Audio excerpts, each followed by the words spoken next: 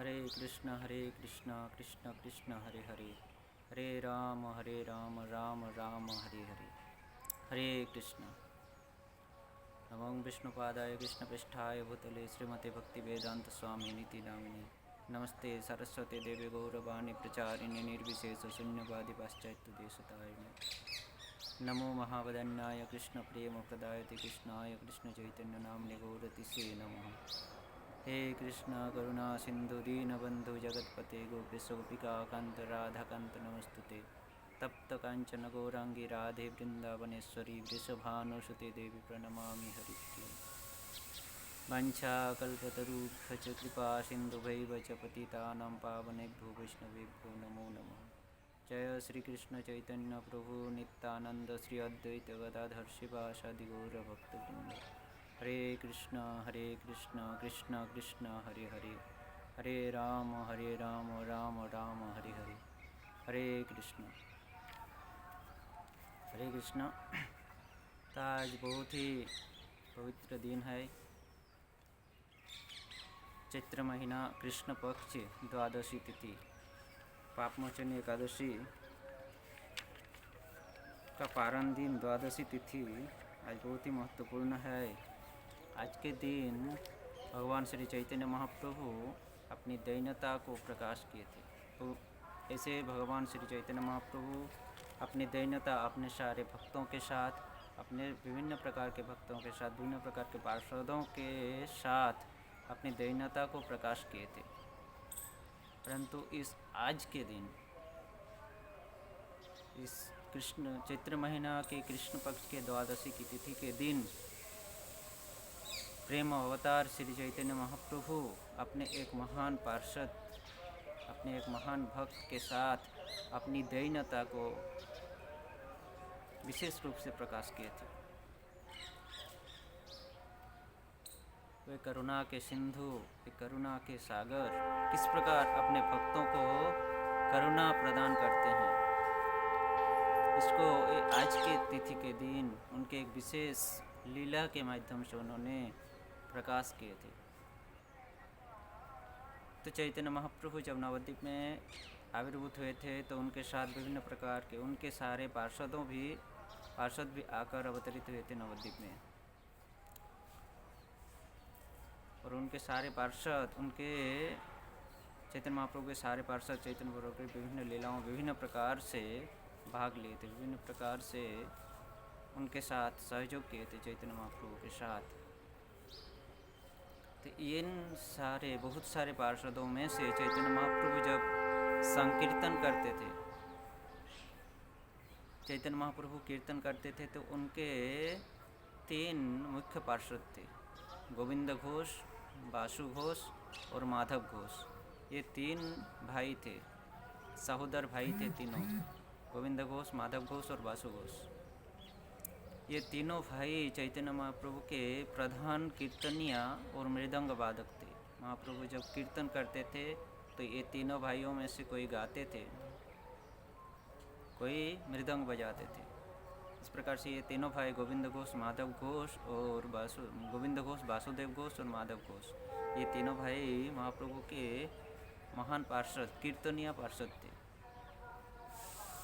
इनमें से जो गोविंद घोष जी है, 3 भाइयों में से जो गोविंद घोष है, ये गोविंद घोष के साथ चैतन्य महाप्रभु आज के तिथि के दिन इस चैत्र महीना के कृष्ण पक्ष की चैत्र महीना कृष्ण पक्ष की द्वादशी तिथि के दिन विशेष रूप से अपनी दैन्यता को प्रकाश किए थे।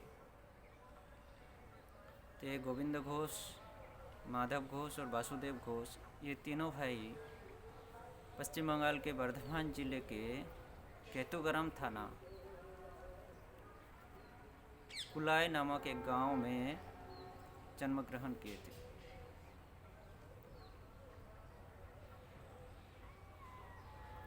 कुलाई गांव में जन्म ग्रहण करने के बाद संभवतः ये तीनों भाई कुलाई गांव को छोड़कर अग्रदीप, पार्श्ववर्ती ग्राम अग्रदीप में आकर रहने लगे, गंगा नदी के तट पर। और ये जो कुलाई ग्राम है, यहाँ पर इन तीनों भाइयों का जो जन्म स्थान है, उस जन्म स्थान में अभी कोई विशेष मंदिर नहीं है। परंतु इस कुलाई ग्राम में गोविंद घोष, माधव घोष और वासुदेव घोष के जन्म स्थान की इस स्मृतियों की रक्षा करने के लिए उस जन्म स्थान को एक प्राचीरों के द्वारा घेर दिया गया है, दीवार से घेर दिया गया है उस जगहों को। और वहाँ पर गोविंद घोष ठाकुर के आविर्भाव तिरोभाव महोत्सव के दिन, आविर्भाव तिरोभाव जो दिन आता है उस दिन महोत्सव होता है वहाँ पर कुलाई ग्राम में। परंतु ये तीनों भाई कुलाई ग्राम को छोड़कर अग्रदीप में आ गए थे, इसलिए इन लोगों के साथ चैतन्य महाप्रभु की लीला अग्रदीप में ही हुआ था। तो गोविंद घोष के साथ चैतन्य महाप्रभु जो दैन्यता को प्रकाश किए थे उसकी वर्णन इस प्रकार है शास्त्रों में कि चैतन्य महाप्रभु जब संन्यास ग्रहण किए, संन्यास ग्रहण करने के बाद वो नीलाचल जाते हैं अपनी माता की आज्ञा से, और नीलाचल से फिर जब बंगाल में आते हैं लौटकर, तो बंगाल में आने के बाद वो चैतन्य महाप्रभु नीलाचल से बंगाल आते हैं, फिर बंगाल से रामकेली जाने की इच्छा प्रकट करते हैं। चैतन्य महाप्रभु इन तीनों मुख्य पार्षदों के साथ, गोविंद घोष, माधव घोष और वासुदेव घोष, तीनों के मुख्य पार्षदों के साथ अन्य सभी भक्तों को लेकर कीर्तन करते हुए कीर्तन कर रहे थे। कीर्तन समाप्त होने के बाद गोविंद घोष को कहे कि हे गोविंद, मुझे अभी रामकेली जाना है, तो मेरी इस यात्रा में आप साथ ही रहना। मैं रामकेली के लिए यात्रा करूंगा, तो मेरे साथ आप रास्ते में चलने के लिए आप मेरा साथी बनने का। इस प्रकार गोविंद घोष को साथ में लेकर चैतन्य महाप्रभु रामकेली के लिए प्रस्थान करते हैं। और ये गोविंद घोष के साथ चैतन्य महाप्रभु रामकेली जाते जाते जब नवद्वीप से होते हुए वो अग्रदीप में आकर पहुँचे, तो इस अग्रदीप के गंगा नदी के तट में जब आकर पहुँचे तो संपूर्ण अग्रद्वीप, उस अग्रदीप के सारे गांव में यह वार्ता, यह संवाद फैल गया कि चैतन्य महाप्रभु अग्रदीप में पधार चुके हैं। यह सुनकर सभी भक्त लोग चैतन्य महाप्रभु को दर्शन करने के लिए, चैतन्य महाप्रभु की सेवा करने के लिए, इन मुख्य सुयोग को अपने जीवन में उपभोग करने के लिए दौड़ पड़े। संपूर्ण गांववासी चैतन्य महाप्रभु वहाँ पर 2-4 दिन रुक गए अग्रदीप में। उन भक्तों की भक्ति भाव को देखकर, प्रेम भाव को देखकर चैतन्य महाप्रभु वहाँ पर रुक गए। और रुकने का एक गौण कारण यह था कि वहाँ पर अपने साथी गोविंद घोष, अपने मुख्य पार्षद, प्रधान पार्षद गोविंद घोष के साथ उस अग्रदीप में अपनी दैन्यपूर्ण एक लीलाओं को प्रकाश करेंगे। यह एक गौण कारण था। तो चैतन्य महाप्रभु जब अग्रदीप में रुक गए तो संपूर्ण गांववासी चैतन्य महाप्रभु सेवा के लिए जुट पड़े। एक एक घर, एक एक दिन, उस गांव में जितने भी घर थे, एक एक घर, एक एक दिन चैतन्य महाप्रभु की सेवा का भार लेते थे। तो एक बार चैतन्य महाप्रभु एक घर में भोजन किए, प्रसाद ग्रहण किए। प्रसाद ग्रहण करने के बाद चैतन्य महाप्रभु गोविंद घोष को कहते हैं, गोविंद घोष, मुझे मुख शुद्धि के लिए एक हरितकी फल दीजिए। हरितकी एक विशेष प्रकार का फल होता है जो कि भोजन पाने के बाद उसको सेवन करने से वो पाचन क्रिया अच्छा होता है। इसके लिए महाप्रभु गोविंद घोष को कहते हैं कि हे गोविंद घोष, मुझे एक हरितकी दीजिए। मुख शुद्धि के रूप में उन्होंने हरितकी मांगे। ये हरितकी फल को इंग्लिश में टर्मिनालिया चेबुला कहते हैं। टर्मिनालिया चेबुला इनका अंग्रेजी नाम है। तो गोविंद घोष के पास जब हरितकी फल मांगे चैतन्य महाप्रभु, तो गोविंद घोष के पास वो मुख शुद्धि हरितकी नहीं थी। इसलिए गोविंद घोष निकल पड़े गांव में हरितकी ढूंढने के लिए। और वो हरितकी माधोपुरी की है, भिक्षा की हरितकी उस गांव के भक्तों के पास से, भक्तों के घर से हरितकी भिक्षा की है। हालांकि महाप्रभु उनसे एक हरितकी मांगे थे, परंतु गोविंद घोष ने सोचे कि महाप्रभु की सेवा में आज इतना विलंब हो गया, इतना देर हो गया, इसलिए कल भी तो महाप्रभु अग्रदीप में रहेंगे और कल भी भोजन के बाद फिर से मुखशुद्धि हरितकी मांगेंगे, तो कल भी उनकी सेवा में विलंब होगा। इसलिए गोविंद घोष ने एक नहीं 2-4 हरितकी माधुपरी किए और माधुपरी करके हरितकी लाए और महाप्रभु को एक हरितकी प्रदान किए महाप्रभु के हाथ में। फिर महाप्रभु उस हरितकी लोग को लेकर विश्राम करते हैं और बाकी जो हरितकी थी उस हरितकी को गोविंद घोष ठाकुर ने अपने पास रख लिए। इस प्रकार से दूसरे दिन भी महाप्रभु पूर्व की जैसा ही भोजन ग्रहण किए, फिर गोविंद घोष की ओर हाथ बढ़ाते हैं, गोविंद घोष मुझे मुखशुद्धि के लिए हरितकी दो। तो गोविंद घोष तुरंत अपनी झोली से हरितकी निकाल कर महाप्रभु के हाथ में देते हैं। महाप्रभु उस हरितकी को हाथ में लेकर कहते हैं, गोविंद, कल जब मैं तुमसे हरितकी मांगा था तो तुम बहुत देर से मुझे हरितकी प्रदान किए थे, परंतु आज इतना जल्दी तुम कैसे मुझे हरितकी प्रदान किए।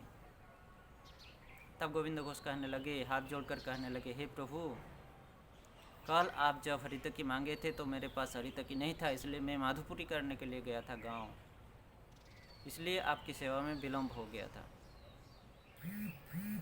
पर मैं जब हरितकी माधुपुरी कर रहा था कल, उस समय मुझे याद आया कि आप कल भी यहाँ रुकेंगे और कल भी आप भोजन के बाद हरितकी मांगेंगे, तो आज कहीं आपकी सेवा में विलम्ब न हो जाए, इसके लिए मैं 2-4 हरितकी संचय करके रख लिया था और वही हरितकी कल का माधुपुरी क्रिया हुआ संचय हरितकी ही आज आपके हाथ में मैं प्रदान किया।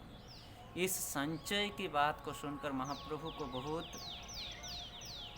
क्रोध हुआ, बहुत गुस्सा हुआ और कहा, गोविंद, क्या तुमको पता नहीं है कि हम लोग सन्यासी हैं, हम लोग सब कुछ त्याग कर चुके हैं, संचय में हम लोगों का अधिकार नहीं है। हे गोविंद, तुम जो संचय किए हो, तुम्हारे मन में अभी भी संचय की वासना है, इसलिए तुम मुझ सन्यासी के साथ अभी नहीं रह सकते हो। मैं तुमको त्याग करूँगा। तुम्हारे मन में अभी भी संचय की वासना है, इसलिए तुमको मैं त्याग करूँगा। यह त्याग की कथा को सुनकर गोविंद घोष अत्यंत गोविंद घोष महाप्रभु के चरणों में गिर पड़ते हैं, रोदन करते हैं। उनका छाती फट जाता है कि मैं महाप्रभु की सेवा से वंचित रह जाऊंगा, मैं प्रभु की सेवा से वंचित रह जाऊंगा, मैं कौन ऐसा अपराध किया। वो महाप्रभु के चरणों में प्रार्थना करने लगे, हे प्रभु, मैं संचय किया था ये ठीक है, परंतु मैं तो अपने लिए संचय नहीं किया था, मैं अपने इंद्रियों की तृप्ति के लिए तो संचय नहीं किया था प्रभु, मैं आपकी सेवा के लिए संचय किया था। महाप्रभु माने नहीं, कुछ भी हो, आप संचय किया क्यों। सन्यासीर नहीं अच्छे संचय अधिकार, सन्यासियों का संचय में अधिकार नहीं है। आप संचय किए हो, आपके मन में अभी भी संचय की वासना है, इसलिए आप मेरे साथ नहीं जा सकते हो। आप इस अग्रदीप में ही रहो, मैं अभी राम के लिए जा रहा हूँ। इस प्रकार से कह दे। महाप्रभु अपने बातों में बहुत कट्टर थे, अपने नियमों को पालन करने के लिए बहुत कट्टर थे। आपनी आचरी धर्मो सवारे आपनी आचरी धर्मो सवारे सिखाइबो, अपने खुद धर्म को आचरण करके दूसरों को धर्म सिखाएंगे। इसके लिए महाप्रभु इतने कट्टरता के साथ, इतने दृढ़ता के साथ सारे नियमों को पालन करते थे। खुद भगवान श्री कृष्ण के जो अवतार है, स्वयं भगवान श्री कृष्ण होकर इस मानव के रूप में आकर मानवता का रूप धारण करके मानव के जैसा, एक मनुष्य के जैसा, मनुष्य का रूप धारण करके एक मनुष्य के जैसा, मनुष्य की जैसी लीलाएं कर रहे थे। किसके लिए? दूसरों को यह आचरण धर्म सिखाने के लिए आचार किया। पहले खुद आचरण करो, बाद में दूसरों को सिखाओ। इसको समझाने के लिए महाप्रभु इस प्रकार से दृढ़ता के साथ इन सारे नियमों को पालन करते थे। तो गोविंद घोष को कह दिए, आप इस अग्रदीप में ही रहो, मैं अभी राम के लिए जा रहा हूँ अकेला। गोविंद घोष टूट पड़े और रोने लगे, महाप्रभु के चरणों में प्रार्थना करने लगे। महाप्रभु माने नहीं। अंत में महाप्रभु उनको आश्वास वाणी दिए कि हे गोविंद, आप दुखी मत हो, आप आनंद के साथ इस अग्रदीप में रहो और यहीं पर भजन साधन करो। इसी अग्रदीप में ही मैं आपके साथ आकर मिलूँगा। आप इस अग्रदीप में रहकर भजन साधन करो। अभी मैं राम के लिए जा रहा हूँ, परंतु बाद में मैं फिर इसी अग्रदीप में ही आपके साथ मिलूँगा। आप मुझे इस अग्रदीप में ही प्राप्त करोगे। इस प्रकार के आश्वास वाणी को जब सुनते हैं, गोविंद घोष ठाकुर को थोड़ा आश्वास होता है, थोड़ा उसको आनंद की अनुभूति होती है। इस प्रकार से कहकर गोविंद घोष अग्रदीप में रखकर महाप्रभु राम कैली के लिए चल देते हैं। गोविंद घोष इस विरह भाव से, महाप्रभु के इस विरह भाव से, उनकी सेवा से वंचित होने से बहुत दुखी रहते थे, क्रंदन करते थे वहीं पर रहकर। परंतु महाप्रभु की बातों को मानना है, बातों का पालन करना है। महाप्रभु कह गए हैं कि आपको अग्रदीप में रहकर मुझे प्राप्त करना है। महाप्रभु की इस बातों को पालन करने के लिए गोविंद घोष अग्रदीप में ही रह जाते हैं। सारे दुखों को सहन कर, इस विरह दशा को सहन करते हुए वो अग्रदीप में भजन साधन करते हैं। वे हर रोज़ ब्रह्म मुहूर्त में गंगा में जाकर स्नान करते थे। गंगा नदी सामने ही, गंगा नदी में जाकर स्नान करते थे, प्रार्थना करते थे महाप्रभु से, उनके इन अपराधों से क्षमा मांगते थे। इस प्रकार से वो भजन साधन में अग्रदीप में ही रहने लगे। एक दिन की बात है, महाप्रभु की इस वाणी जो आश्वास वाणी दे के गए थे गोविंद घोष को, उस आश्वास वाणी अभी पूरा होने का समय आ जाता है। गोविंद घोष हर रोज़ के जैसा आज भी जाते हैं उस गंगा नदी में स्नान करने के लिए। गंगा नदी में जब वो डुबकी लगाते हैं, तभी गंगा नदी के स्रोत से बहते हुए एक जला हुआ लकड़ी आकर उनके शरीर को टकराते हैं। गोविंद घोष उस लकड़ी को फिर दूर हटा देते हैं, जिधर पानी का स्रोत जा रहा है उधर हटा देते हैं। फिर जब डुबकी लगा के उठते हैं, फिर वो फिर वो जला हुआ लकड़ी आकर उसको स्पर्श करते हैं, फिर वो हटा देते हैं, फिर आकर स्पर्श करते हैं। इस प्रकार से बार बार जब वो जला हुआ लकड़ी आकर परेशान करने लगे महाप्रभु को, तो महाप्रभु उस लकड़ी को उठाकर, जल से उठाकर किनारे में फेंक दिए, ऊपर किनारे में फेंक दिए। बाद में फिर से गोविंद घोष गंगा नदी में स्नान करके, डुबकी लगा के स्नान करके अपने घर लौट आते हैं। और साधन भजन में उस दिन पूरा बीत जाता है। रात में जब वो विश्राम करते हैं, तब महाप्रभु उनको स्वप्न में आते हैं। गोविंद घोष, मैं तुम्हारे पास आया था और तुम मुझे पहचान नहीं पाया। गोविंद घोष चौंक गए, हे प्रभु आप कब आए थे? गोविंद घोष, तुम्हें याद नहीं है, तुम जब गंगा नदी में, आज सुबह जब गंगा नदी में स्नान कर रहे थे,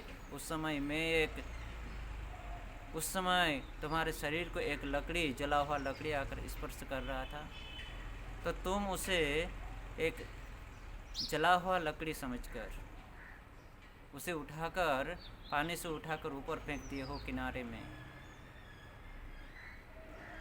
तो हे गोविंद, जाओ, तुम अभी जाओ, आज ही जाओ और उस जला हुआ लकड़ी को लाकर अपने पास रखो, और मैं कुछ ही दिनों के बाद रामकेली से लौट रहा हूँ अग्रदीप, उस समय तुम्हारे साथ मेरा भेंट होगा।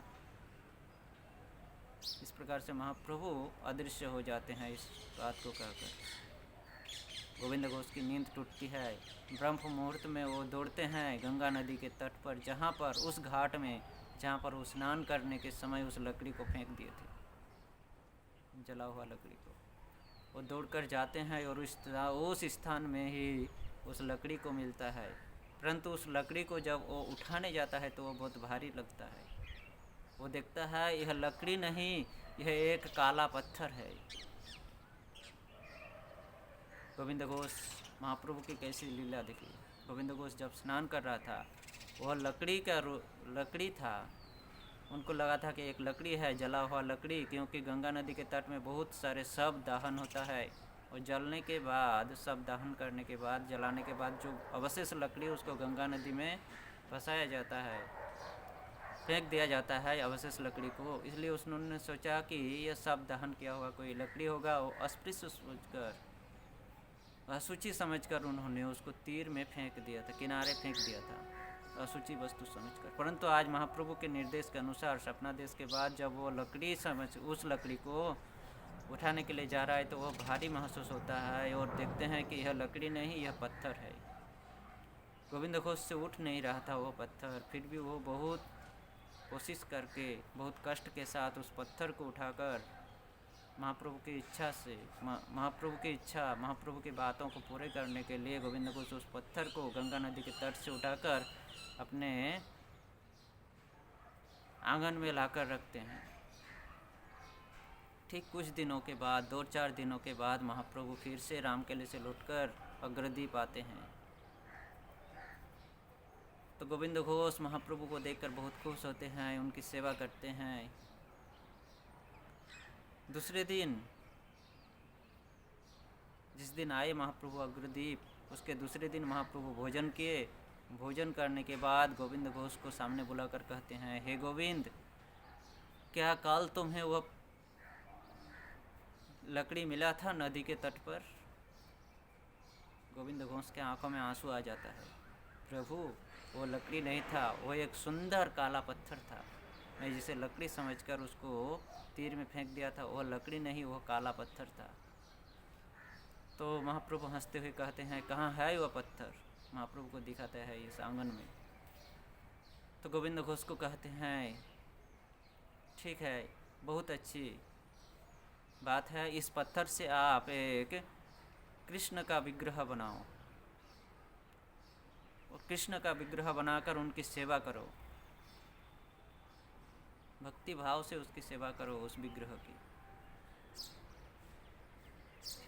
तो इस प्रकार जब बात कर रहे थे महाप्रभु, उसी समय अचानक अयाचित रूप से, बिना बुलाए, एक भास्कर यानी पत्थर से जो विग्रह तैयार, पत्थर से जो मूर्ति, विग्रह तैयार करते हैं, मूर्ति तैयार करते हैं पत्थर को काटकर, वो भास्कर अचानक अयाचित रूप से आ जाते हैं और वह क्षण भर में उस पत्थर से एक सुंदर सा भगवान श्री कृष्ण का विग्रह तैयार कर देते हैं क्षण भर में। फिर उस विग्रह को तैयार करके गोविंद घोष के हाथ में देकर वो भास्कर यानी वो विग्रह तैयार करने वाला व्यक्ति वहाँ से अदृश्य हो जाते हैं। इस दृश्य को देखकर गोविंद घोष बहुत खुश होते हैं और आश्चर्यचकित होते हैं। वो सुंदर भगवान श्री कृष्ण के विग्रह को लेकर महाप्रभु के हाथ में देते हैं। महाप्रभु उस विग्रह को लेकर कहते हैं, बहुत सुंदर विग्रह है कृष्ण का, आप मैं इस विग्रह का नाम रखता हूँ गोपीनाथ। हे गोविंद घोष, हे गोविंद, आप इस गोपीनाथ की आजीवन वात्सल्य रूप से सेवा करो, वात्सल्य भाव से इसकी सेवा करो और इसी विग्रह के द्वारा ही तुम मुझे प्राप्त करोगे। मैं अभी नीलाचल जा रहा हूँ, आप यहीं पर अग्रदीप में रहकर इस गोपीनाथ की सेवा में लीन हो जाओ। अंत में आपको इसी विग्रह में, इसी पत्थर के विग्रह में मुझे प्राप्त करोगे। अंत में आप मुझे इसी पत्थर के विग्रह में ही प्राप्त करोगे। इस प्रकार कहकर गोविंद घोष को उस गोपीनाथ की सेवा सौंपकर महाप्रभु नीलाचल चले जाते हैं वहाँ से, अग्रदीप से। गोविंद घोष अपने तन मन सब कुछ उस गोपीनाथ के सेवा में अर्पण कर देते हैं। इस प्रकार से कुछ दिन बीतने के बाद गोविंद घोष के जो सज्जन अपने परिवार वर्ग है वो गोविंद घोष की विवाह कराते हैं। गोविंद घोष का विवाह होता है। अभी दोनों पति पत्नी अपने तन मन के साथ उस विग्रह की सेवा करते हैं, उस गोपीनाथ की सेवा करते हैं। गोविंद घोष अपनी पत्नी को समझाते हैं कि ये महाप्रभु के द्वारा प्रदान किया गया विग्रह है। महाप्रभु कहे हैं इसकी सेवा से ही, इसकी सेवा हम लोगों को इसकी सेवा करने के लिए कहे हैं महाप्रभु, और अंत में कहे हैं कि इसी विग्रह में हम लोग महाप्रभु को प्राप्त कर सकते हैं। इस प्रकार गोविंद घोष की सहधर्मिणी वो पत्नी भी अपना तन मन अपने पति के साथ वो भी अपने तन मन उस विग्रह के प्रति अर्पण करते हैं, विग्रह की सेवा करते हैं। कुछ दिनों के बाद गोपीनाथ कुछ दिन इस प्रकार से कुछ दिन सेवा करने के बाद गोविंद घोष की एक पुत्र प्राप्त होते हैं। बहुत सुंदर पुत्र प्राप्त होता है और गोविंद घोष उस पुत्र का नाम रखता है गौरांग। इस प्रकार से अपनी पत्नी और पुत्र के साथ गोविंद घोष उस गोपीनाथ विग्रह की सेवा कर रहे थे। इस प्रकार से कुछ दिन व्यतीत होने के बाद अब भगवान की परीक्षा का समय आ जाते हैं। भक्त को परीक्षा करने का समय आता है कि तुम्हारे पास जब सब कुछ रहता है तो तुम मेरी सेवा बहुत अच्छे से करते हो, परंतु तुमसे जब सब कुछ छीन लिया जाता है तो तुम कैसी सेवा करो, किस प्रकार की सेवा करते हो।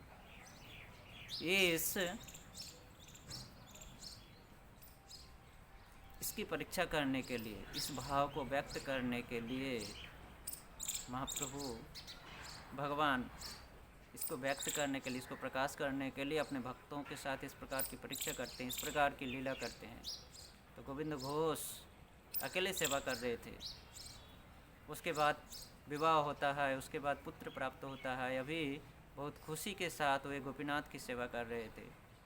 अभी महाप्रभु उनके पास से सब कुछ छीन लेता है, अपने निजी वस्तुओं को, निजी जानों को छीन लेते हैं महाप्रभु।